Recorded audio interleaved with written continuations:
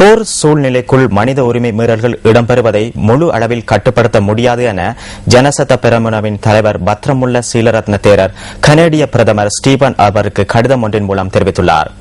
இவ்வாறான நிலைமைகள் ஏனைய நாடுகளிலும் இடம்பெறலாம் எனவும் அவர் சுட்டிக்காட்டியுள்ளார். அத்துடன் பொதுநலவாய அரசு தலைவர்கள் மாநாட்டில் கனேடிய பிரதமர் கலந்து கொள்ளாமல் இருப்பதற்கான தீர்மானத்தை மாற்றிக் கொள்ளுமாறும் கடிதத்தின் மூலம் சீலரத்ன தேரர் கேட்டுக் கொண்டுள்ளார். கனடிய பிரதமரின் குறித்த தீர்மானத்தை கவனத்தில் கொண்டு தான் கவலையடைந்ததாகவும் ஜனசத பெரமுனவின் தலைவர் பத்ரமுல்ல சீலரத்ன தேரர் அந்த கடிதத்தில் குறிப்பிட்டுள்ளார்.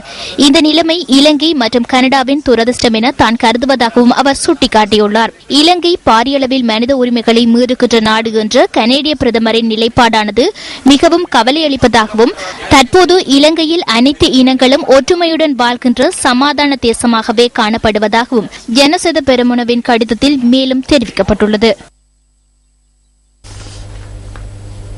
அடுத்த மாதம் இலங்கையில் நடைபெறவுள்ள பொதுநலவாய அரசு தலைவர்கள் மாநாட்டை முன்னிட்டு ஆரம்பிக்கப்பட்டுள்ள வாகன தொடரணி நாட்டின் பல்வேறு பகுதிகளிலும் வலம் வரும் நிலையில் அதற்கு மக்களின் அமோக வரவேற்பு கிடைத்துள்ளது. 23வது நாளான இன்று இந்த வாகன தொடரணி பிபிலையை சென்றடைந்தது. பொதுநலவாய அரசு தலைவர்கள் மாநாடு எனப்படும் சோக மாநாட்டை முன்னிட்டு நாட்டு மக்களை தெளிவுபடுத்தும் நோக்கில் நாட்டின் பல்வேறு பகுதிகளையும் சுற்றி வாகன தொடரணி பயணிக்கிறது. இந்த வாகன தொடரணி தொடர்பில் சர்வதேச மட்டத்திலும் பேசப்படுகிறது. In the Tamil North, the young are marching to welcome the Commonwealth. A local television station organised the rally. They passed the giant memorial celebrating the army's victory over the Tamil Tigers. MTV, MBC ஊடக வலையமைப்பு ஏற்பாடு செய்துள்ள இந்த வாகன தொடரணி கிளிநொச்சியை கடக்கும் போது பதிவு செய்யப்பட்ட காட்சிகளை இன்று BBC ஒளிபரப்பியது. Civil defence members, Tamils employed by the government to provide local security.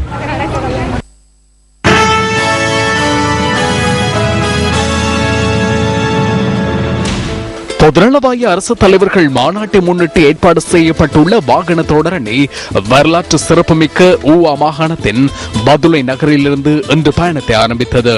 இன்று காலை அங்கு நடைபெற்ற சமய வழிபாடுகளின் பின்னர் சொலமன் தீவு தொடர்பில் மும்மொழிகளிலும் விளக்கம் அளிக்கப்பட்டது.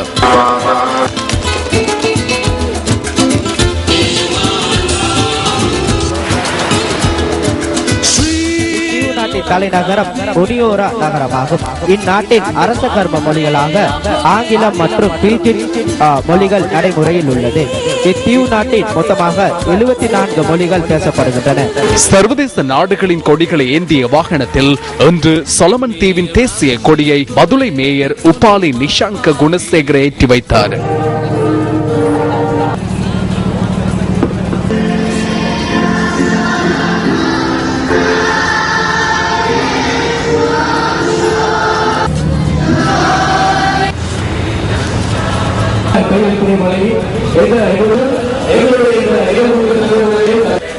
ජාතික තරුණ සේවා සභාව, ශ්‍රී ලංකා යූත් ජනමාධ්‍ය අමාත්‍යාංශය සහ මේ தேசிய இளைஞர் சேவைகள் மன்றம், ஊடகத்துறை அமைச்சு என்பவற்றுடன் இணைந்து MTV ஊடக வலையமைப்பு நடாத்தும் இந்த பேரணி இன்று பதுளைக்கு வந்துள்ளமை தொடர்பில் மகிழ்ச்சி அடைகின்றோம். அத்துடன் நாம் அதற்கு வாழ்த்துக்களை தெரிவித்துக் கொள்கின்றோம். තරුණ සමුළුවටත් බදුල නගර වාසීන් වෙනුවෙන් මා සුබපතනවා. பின்னர் பிபிலை நோக்கி வாகன தொடரணி பயணத்தை ஆரம்பித்ததுடன் வீதியின் இருமரங்கிலும் இருந்தவர்கள் அதற்கு அமோக வரவேற்பு வழங்கினர்.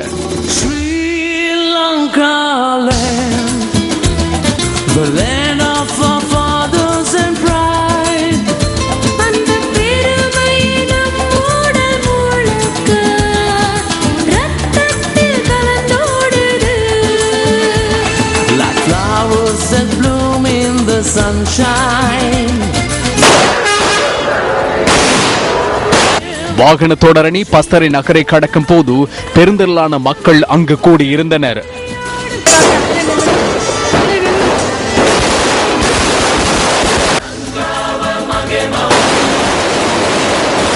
இதன்போது முச்சக்கர வண்டிகளின் சாரதிகளும் வாகன தொடரணியை வரவேற்றனர்.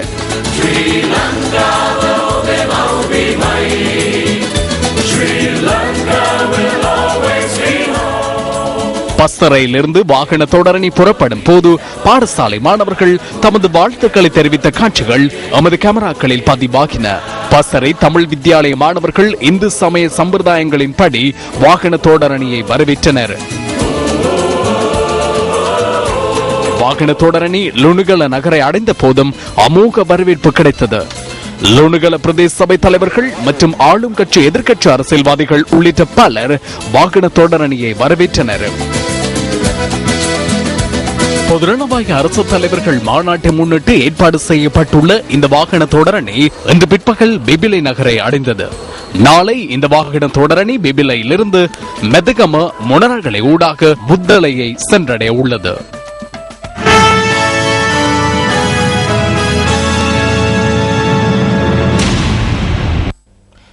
எதிர்வரும் நவம்பர் மாதம் இலங்கையில் நடைபெறவுள்ள பொதுநலவாய நாடுகளின் அரச தலைவர்களின் மாநாட்டில் கலந்து கொள்ளும் தீர்மானத்தை பிரித்தானிய பிரதமர் டேவிட் கெமரோன் உறுதிப்படுத்தியுள்ளார். சமாதானத்திற்கான நோபல் பரிசை பெற்ற அவுங் சான் சூகியுடன் இடம்பெற்ற பேச்சுவார்த்தையின் போதே அவர் இவ்வாறு உறுதிப்படுத்தியுள்ளார். மாநாட்டை புறக்கணிக்குமாறு தொழிற்சங்க கட்சியின் வேண்டுகோளை நிராகரித்துள்ள பிரித்தானிய பிரதமர் அந்த வேண்டுகோளின் ஊடாக மாநாட்டில் கலந்து கொள்வதற்கு தனக்கு முறையான தூண்டுதலாக அமைந்தது என்றும் அவர் குறிப்பிட்டுள்ளார். கசினோ விவகாரம் தொடர்பில் தெரிவிக்கப்பட்ட சில கருத்துக்கள் அடுத்து.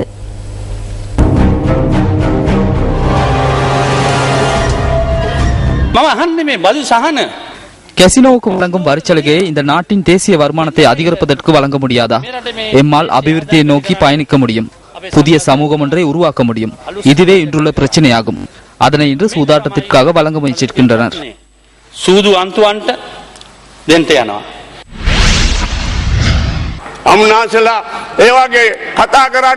இன்று உலக நாடுகளுடன் இணைந்து நாட்டின் அபிவிருத்தி பணிகளை முன்னெடுத்துச் செல்கின்றோம். நாங்கள் அவ்வாறு பேசினாலும் அவை இடம்பெறுவதில்லை. அந்தந்த விடயங்களை நிறைவேற்றினால் அது சிறந்தது என நாங்கள் கூற வேண்டும்.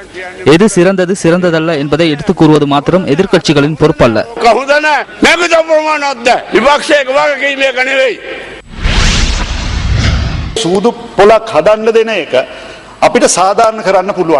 சூதாட்ட நிலையங்களை உருவாக்குவதற்கு சந்தர்ப்பம் வழங்குவதனை நியாயப்படுத்த முடியுமா?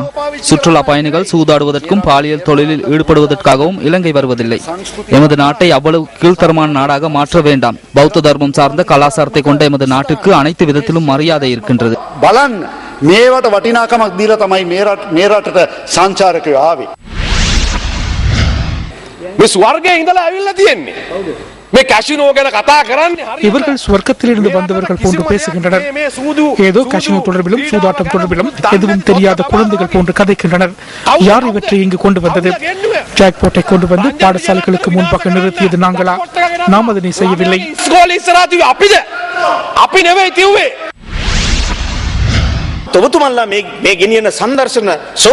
கொண்டுவரப்பட உள்ள இந்த கசினோ மூலம் நாட்டின் உற்பத்திகளை அதிகரிக்க முடியாது.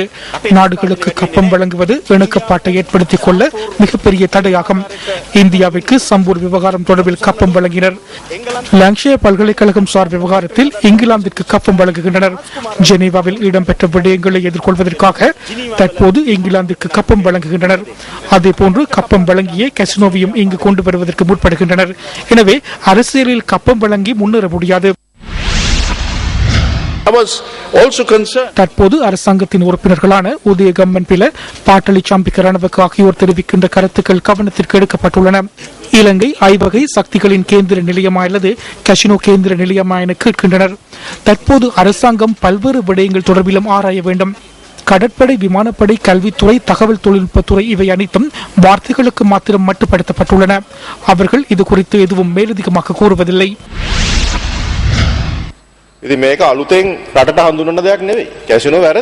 இது புதிதாக நாட்டுக்கு அறிமுகப்படுத்தும் ஒரு விடயம் அல்ல.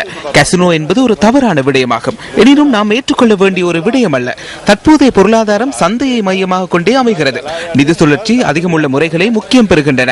400 மில்லியன் டாலரை பெக்கர் கொண்டு வருகிறார். எமது நிறுவனம் 800 மில்லியனை முதலீடு செய்கிறது.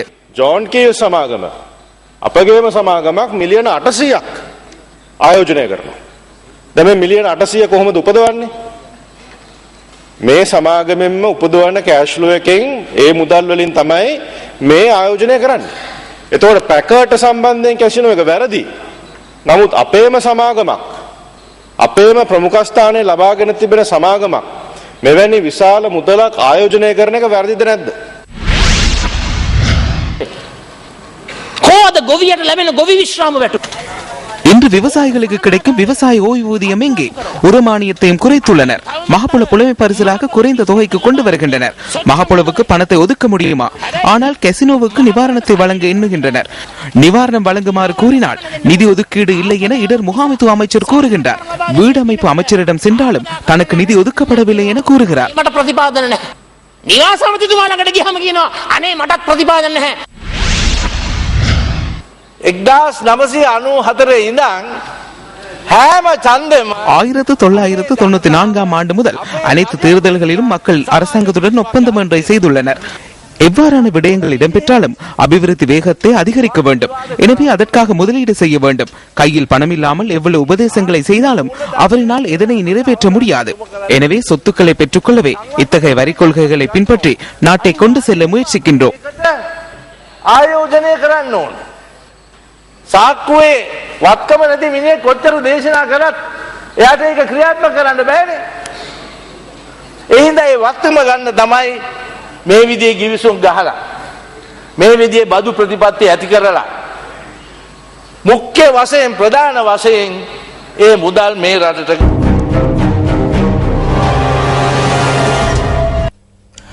பருவமழை தொடங்கிய நிலையில் காற்று இழுத்து செல்லும் பலவீனமான கூடாரங்களில் மக்கள் வசிக்கின்றார்கள்.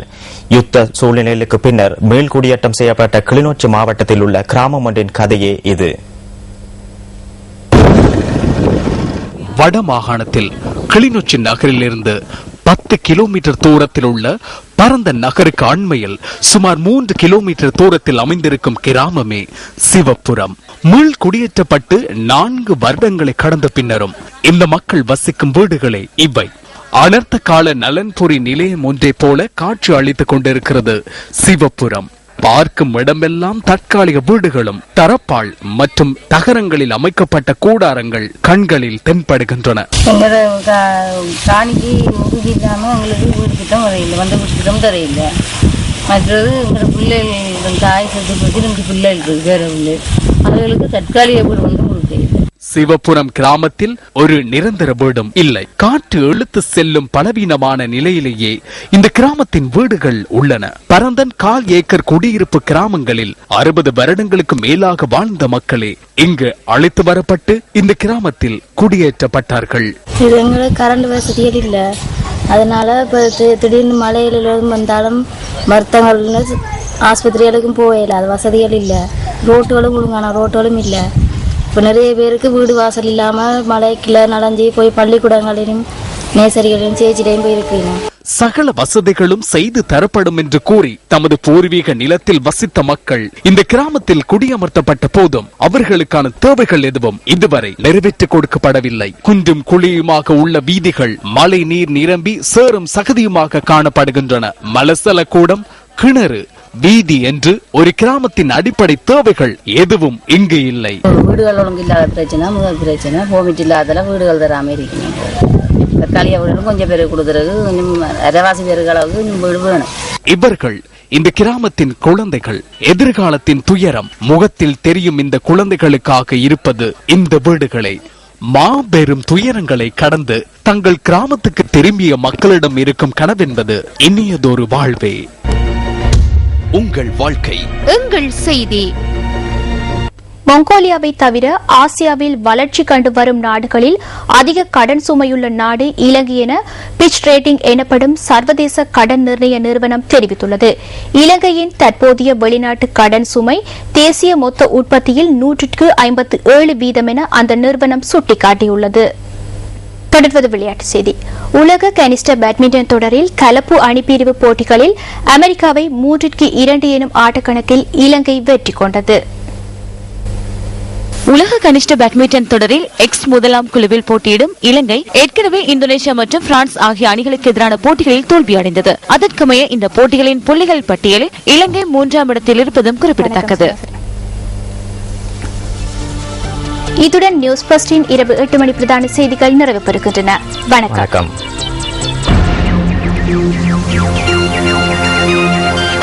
Hotline 0114-896-896. www.newsfirst.lk. Feedback at newsfirst.lk.